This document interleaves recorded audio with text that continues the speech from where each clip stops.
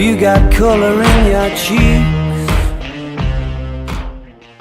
Halo kaum muda, kembali lagi di Masa Sih Masih Muda Bahas Sana Sini.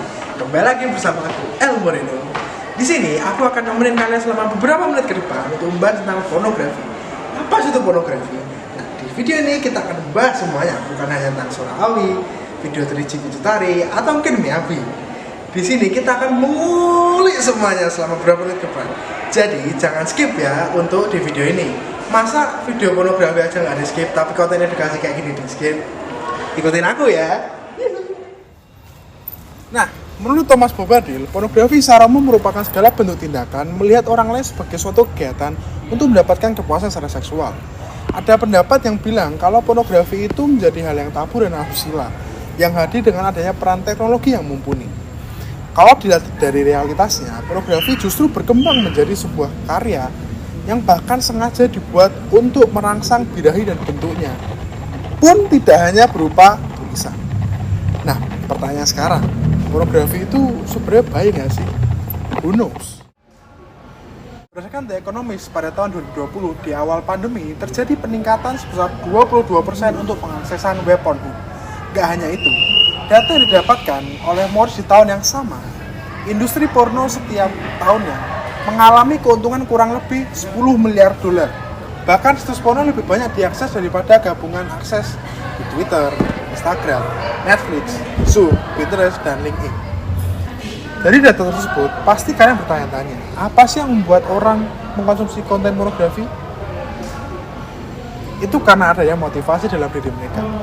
Motivasi yang paling ditemui adalah keinginan untuk mendapatkan kepuasan seksual melalui bantuan pornografi, seperti ketika masturbasi. Nah, dorongan lainnya adalah keinginan mereka untuk tahu mengenai aktivitas seksual, sehingga pornografi dimanfaatkan untuk mempelajari berbagai hal baru terkait aktivitas seksual. Selain itu, alasan lainnya adalah karena tidak ingin tertinggal dengan temannya yang sama-sama mengkonsumsi pornografi. Ada juga loh orang yang mengkonsumsi pornografi karena ia tidak mengalami hubungan romantis dan untuk mengatasi stres.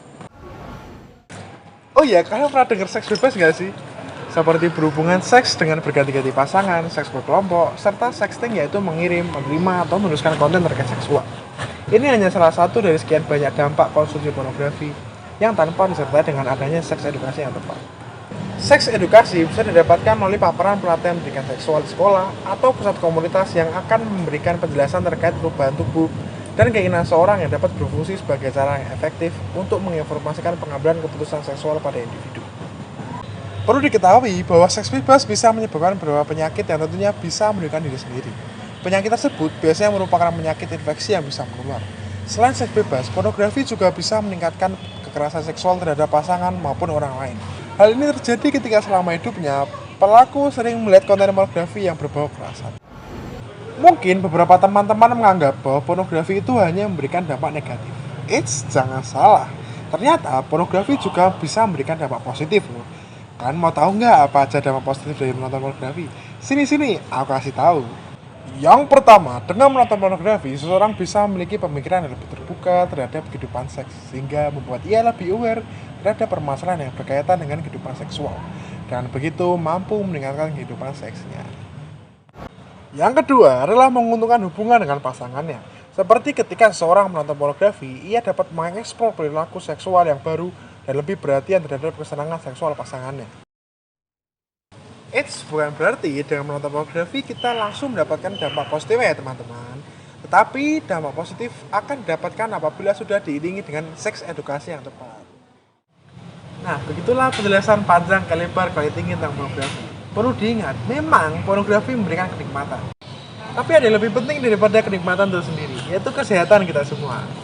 Sampai berjumpa di lain waktu, aku El Moreno pamit undur and goodbye and see you, bye bye.